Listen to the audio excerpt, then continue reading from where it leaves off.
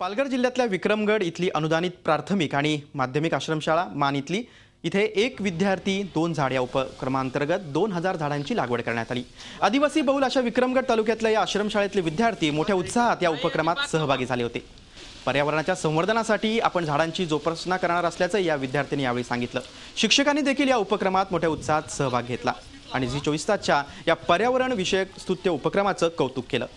हरित महाराष्ट्राच्या स्वप्नपूर्तीसाठी झी24 तासनं एक विद्यार्थी दोन झाड या अभियानाच्या माध्यमातून 1 लाख झाडं लावण्याचा आणि जगवण्याचा संकल्प केलाय आणि त्याला सर्व स्तरातून मोठा प्रतिसाद मिळतोय।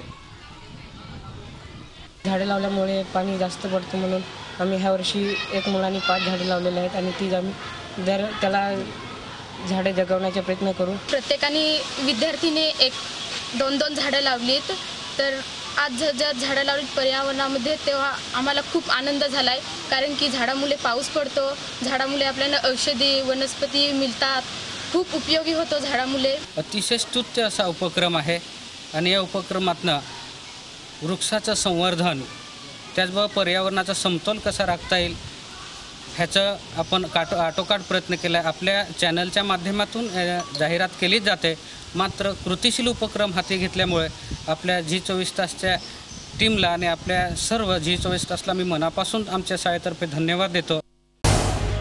झी24 तास रहा एक पाऊल पुढे।